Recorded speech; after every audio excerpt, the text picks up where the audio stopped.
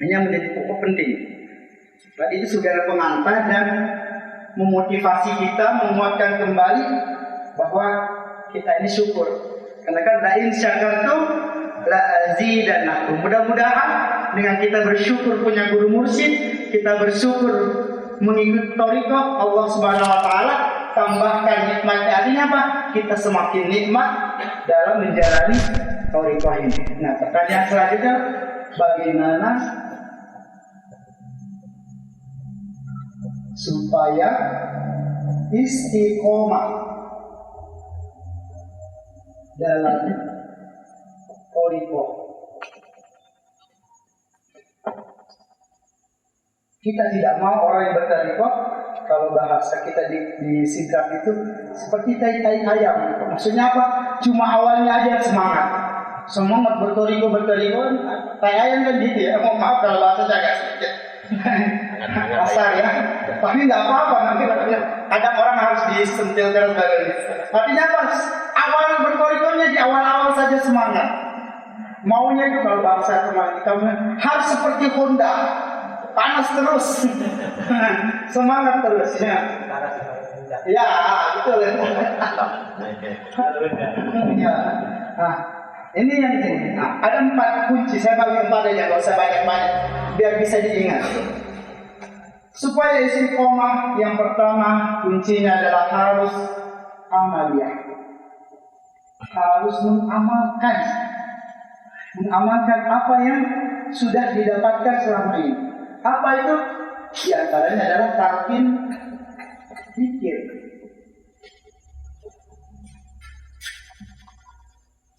Talqin zikir itu berbeda itu ketika kita mendapatkan talqin zikir kan secara bahasa artinya cuma, kalau secara bahasa pengajaran zikir, kita diajarkan bagaimana cara berzikir,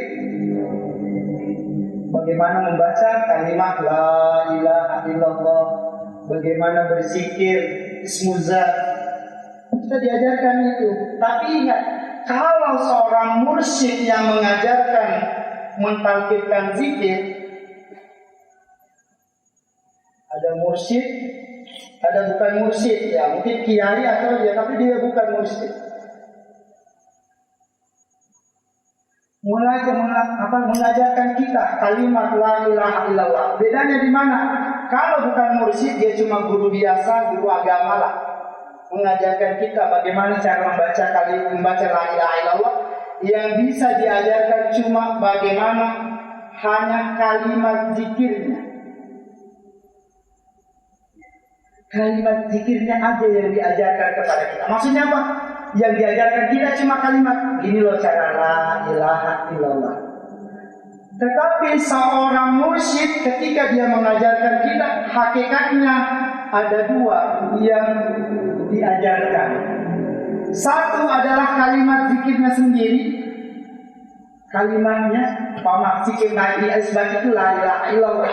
Ini kalimatnya la ilaha illallah. Semua bisa mengajarkan, semua bisa memberitahu, baik dia mursyid maupun bukan mursyid. Tetapi kalau mursyid, bukan hanya kalimatnya yang diajarkan, tetapi dia menanamkan kalimat zikir ke dalam qalbi. Kalimat di sini bukan kalimat seperti la ilaha illallah, tapi makna kalimat di sini adalah nur dan sir, cahaya dan rahasia dari zikir itu. Jadi kalau seorang mursyid mentalqinkan zikir, mulutnya berkata la ilaha illallah, telinga kita mendengarkan kalimat yang beliau ucapkan, tetapi pada saat yang sama ruhnya beliau menanamkan sir, rahasia dan nur, cahaya zikir tersebut masuk ke dalam qalbi. Maka kalau di sini dari musik, karena dia hanya diajarkan kalimat saja, maka yang didapatkan hanyalah kulitnya saja. Tapi talqin zikir yang kita terima dari seorang musik bukan hanya kalimatnya saja, bukan hanya kulitnya saja, tapi ada isinya. Seperti kaca, ada kulit, ada isi. Kalau menerima talqin zikir dari seorang mursyid, ya ada isinya, ada kulitnya. Kalau bukan mursyid, cuma kalimat saja, ada kulitnya saja. Makanya kata seorang guru sufi atau guru tarekat, membaca la ilaha illallah, seseorang, ada dua orang yang membaca la ilaha illallah. Orang yang ahli thariqah membaca la ilaha illallah 1 kali masih lebih baik daripada orang yang tidak pernah ditalqin membaca 1 juta kali. 1 juta loh. Orang tidak berthariqah membaca la ilaha illallah 1 juta kali dengan orang yang sudah ditalqinkan zikir membaca la ilaha illallah 1 kali masih lebih baik yang 1 kali. Maksud saya begini, Bapak ini contohnya, Bapak saya kasih ini 1 biji kacang, ada sini kan? Ini saya kasih 1, kemudian saya kasih ini banyak. Bapak pilih mana? Pilih yang banyak ini atau pilih yang ini? Kenapa pilih saat ini banyak Bapak? Karena ada isinya, logikanya seperti itu. Makanya penting mengamalkan zikir, penting mengambil talqin zikir. Tapi setelah ditalqin jangan lupa untuk mengamalkan, jangan lupa zikir, jangan lupa tawajuhan, ya jangan lupa kalau ada manakiban jangan lupa manakiban. Dan intinya amalkan amalan thariqah. Yang tidak istiqomah itu biasanya tanda-tandanya kalau orang sudah mulai meninggalkan amalia zikir, itu dia sudah tanda-tanda kalau semakin lama dia meninggalkan zikir, maka dia akan tidak akan istiqomah. Yang kedua adalah, ini penting juga, setelah beramal harus tahan banting. Banting gimana? Ya, saya ingin mengibaratkan begini Pak. Thariqah itu perjalanan, ya. Ya. Jadi umpama begini, kita dari Bone-Bone.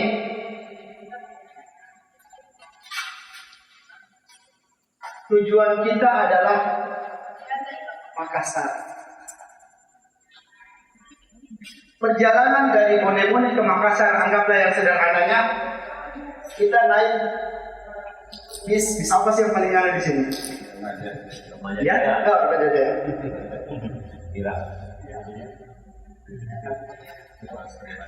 Nah, bis ini kita ibaratkan thariqah.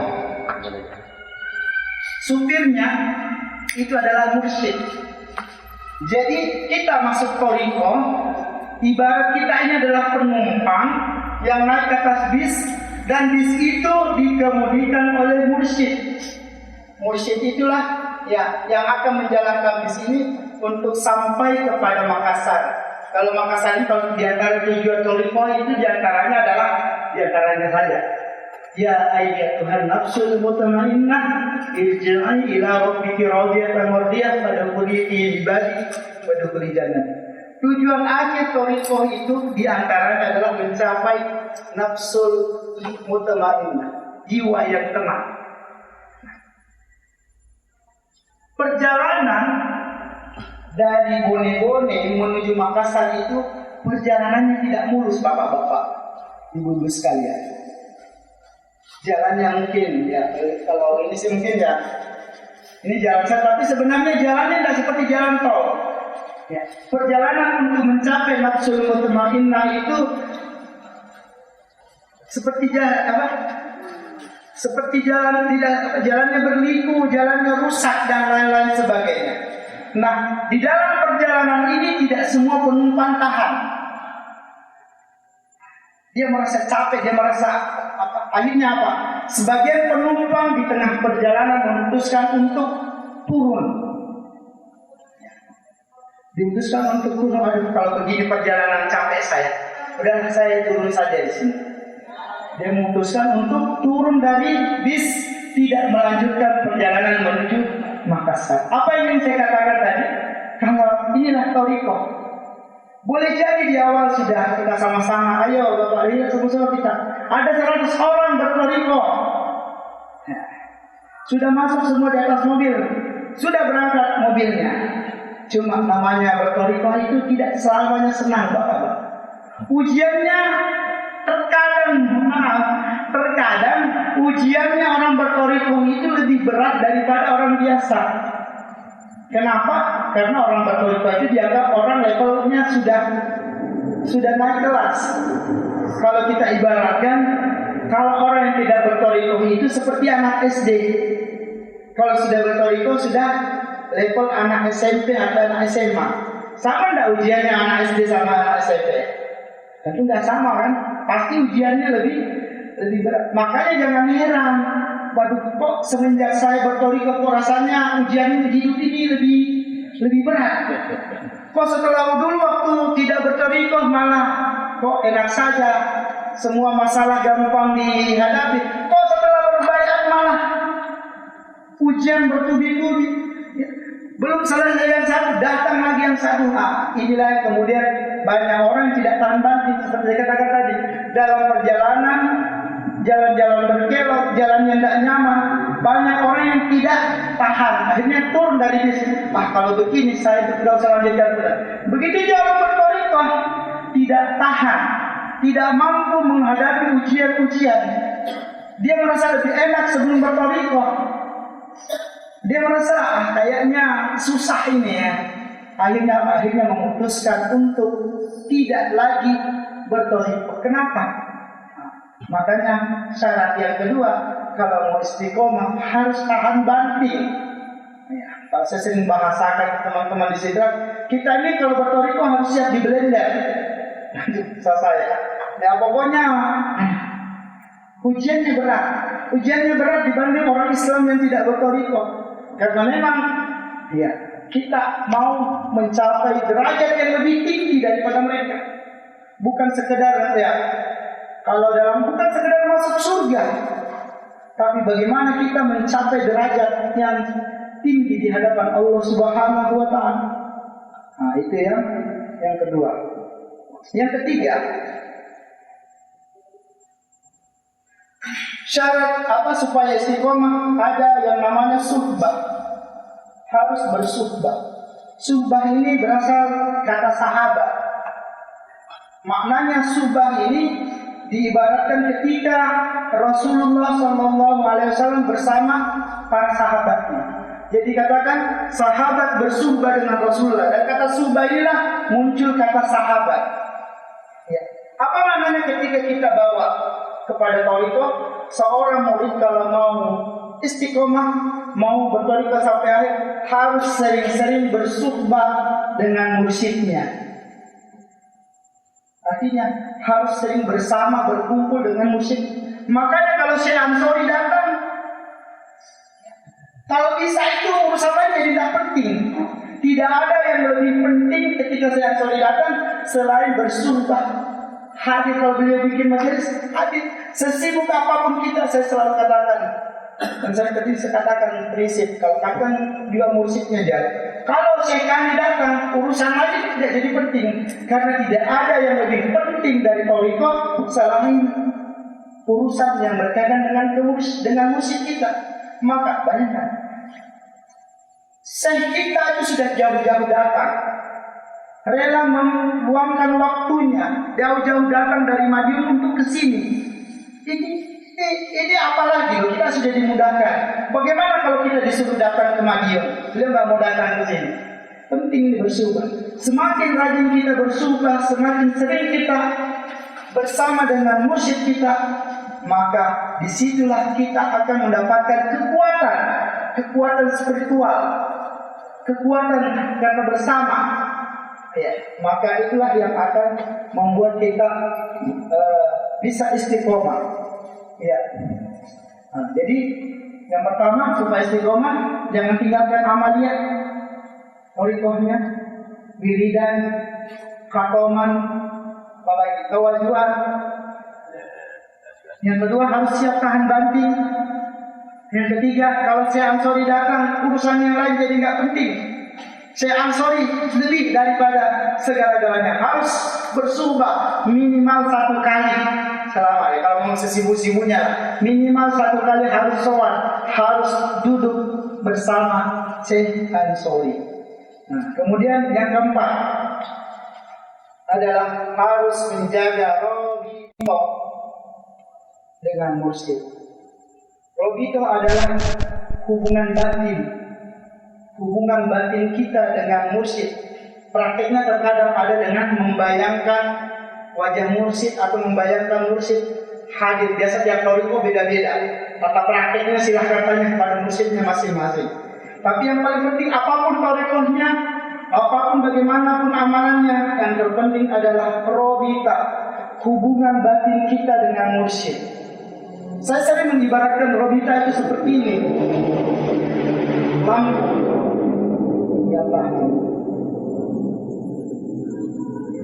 Kenapa lampu ini menyala?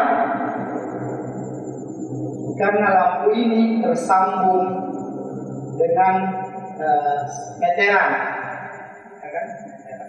Kalau tidak ada meteran, ya, lampunya nggak bakalan. Ya, walaupun nanti di sini ada stop kontak ya, tapi ujungnya tetap karena stop kontaknya juga ini tersambung dengan meteran, dan sambungan ini bersambung dengan pembangkit listrik, sama PLTA Bakaru kalau mungkin atau apa ya. Nah, robito ini adalah hubungan batin, seperti sebuah kabel yang menghubungkan hati kita. Kalau meteran ini seperti hatinya mursyid. Jadi